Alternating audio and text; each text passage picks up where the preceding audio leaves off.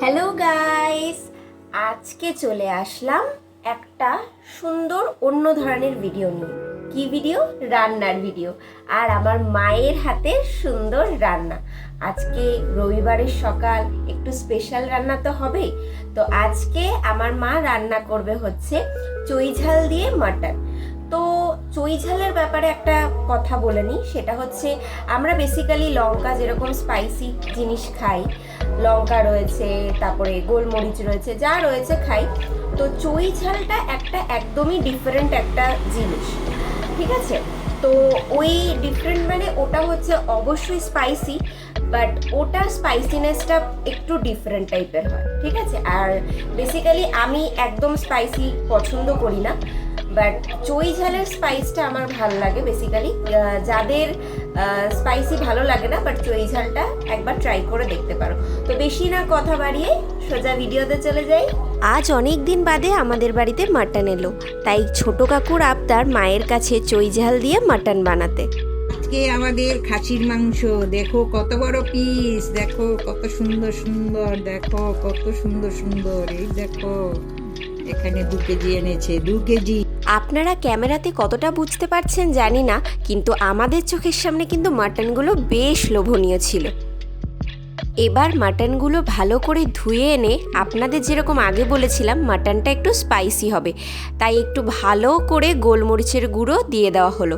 তারপরে দিয়ে দেওয়া হলো টক দই, তারপরে দিয়ে দেওয়া হলো নুন। আমাদের এখানে 2 কেজি মাটন ছিল বলে তাই জন্য সেই পরিমাণ নুন দেওয়া হলো। আপনারাও আপনাদের পরিমাণ মতো নুন দেবেন। এরপর দেওয়া হলো হলুদ গুঁড়ো। হলুদ গুঁড়ো দেওয়ার পর তারপরে দেওয়া হলো লঙ্কার গুঁড়ো, তারপরে দিয়ে দেওয়া হলো ধনের গুঁড়ো।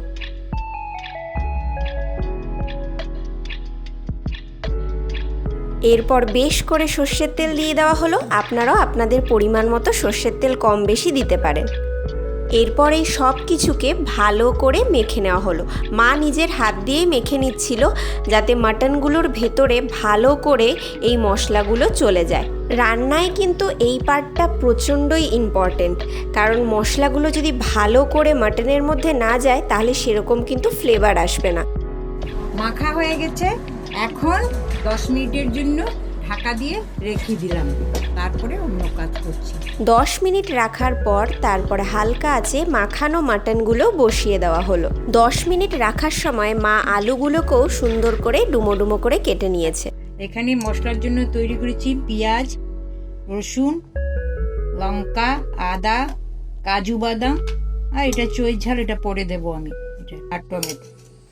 এক এক করে সব জিনিসগুলো মিক্সিতে দিয়ে দেওয়া হলো। এর ফাঁকে বলে রাখি, আপনাদের যদি আমার ভিডিও সত্যি ভালো লেগে থাকে তাহলে লাইক, কমেন্ট অ্যান্ড সাবস্ক্রাইব করতে কিন্তু একদমই ভুলবেন না, যাতে আমি যখনই ভিডিও পোস্ট করি না কেন আপনাদের কাছে সাথে সাথে নোটিফিকেশন পৌঁছে যায়। আপনাদের সাপোর্টই আমাদের আরও নতুন নতুন ভিডিও বানাতে উৎসাহিত করবে। মায়ের হাতের রান্না কার না ভালো লাগে, তাই আমিও আমার মায়ের হাতের রান্না আপনাদের সাথে শেয়ার করতে খুবই পছন্দ করি। দেখুন মিক্সিতে কি সুন্দর করে পেস্টটা তৈরি হয়ে গেছে। আপনাদের এইভাবেই পেস্ট তৈরি করে নিতে হবে।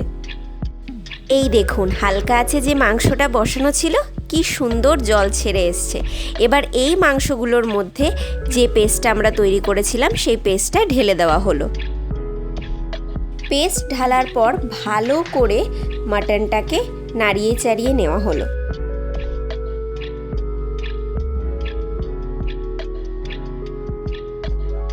এরপর একপাশে সাদা তেলটা ভালো করে গরম করে নেওয়া হলো, আর তার মধ্যে একটু নুন ছড়িয়ে দেওয়া হলো। আগে কেটে রাখা যে ডুমো ডুমো আলুগুলো সেগুলো গরম তেলে ছড়িয়ে দেওয়া হলো। এগুলোকে এখন ভালো করে লাল লাল করে ভাজা হবে। আমাদের রান্নায় একটু বেশি পরিমাণ আলু দেওয়া হচ্ছে, কারণ আমাদের বাড়িতে সবাই আলুর ভক্ত, আর মাংসের আলু খেতে কে না ভালোবাসে।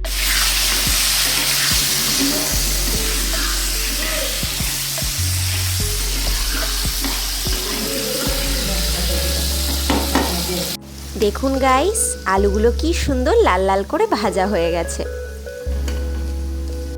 এরপর একটু সর্ষের তেল গরম করে দিয়ে দেওয়া হলো দারচিনি। এরপর মায়ের হাতে রাখা এই উপকরণগুলো দিয়ে দেওয়া হলো বড় এলাচ, ছোট এলাচ, সাদা গোলমরিচ, সাজিরা।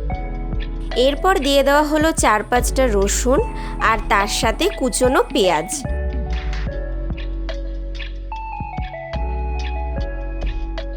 এবার সব শেষে দিয়ে দেওয়া হলো আমাদের স্পেশাল ইনগ্রিডিয়েন্টস চই ঝাল। চই ঝাল অ্যাড করার সময় আপনাদের চই ঝালের যে অংশটা ভালো করে ছোট ছোট পিস করে এইভাবে কুচনো অবস্থাতেই দিতে হবে। এরপর এই সব জিনিসগুলোকে হালকা লাল লালভাবে সুন্দরভাবে ভেজে নিতে হবে। বেশি অতিরিক্ত ভাজা কিন্তু যাবে না, সেই দিকে নজর রাখবেন। দেখুন আমাদের হালকা লাল লাল করে কিন্তু সব উপকরণ ভাজা হয়ে গেছে। এরপর মাটনে স্বাদ অনুযায়ী একটু চিনি ছড়িয়ে দেওয়া হলো। এরপর দিয়ে দেওয়া হলো হালকা ভাজা করা চই ঝালের মিক্সটা। এরপর ভালো করে নাড়াচাড়া করে নিতে হবে আবার, যাতে চই ঝালটা পুরো এই তরকারিতে স্প্রেড হয়ে যায়। এরপর ভেজে রাখা লাল লাল আলুগুলো দিয়ে দেওয়া হলো। আমরা তো আলুর ভক্তই, আগেই বলেছি। আপনারা কারা কারা আলুর ভক্ত অবশ্যই কমেন্টে জানাবেন। এবার দিয়ে দেওয়া হলো পরিমাণ মতো জল, যাতে মাংসটা ভালো করে কষে যায়। দেখুন গাইস, মাংসটা কত সুন্দরভাবে কষে গেছে। আমরা আসলে একটু কষা কষা করেই মাংসটা বানিয়েছিলাম। আপনারা যদি চান একটু ঝোল বেশি দিতে, তাহলে সেই পরিমাণ মতো আপনারা জল ব্যবহার করতে পারেন। আহ, কি সুন্দর আর কি লোভনীয় দেখতে লাগছে না? আমরা চলে আসলাম প্রায় শেষের পথেই। এরপর সবার শেষে একটা সুন্দর ফ্লেভার অ্যাড করার জন্য দিয়ে দেওয়া হলো ঘি, যেটা এই মাংসের তরকারিটাকে আরও টেস্টফুল করে তুলবে।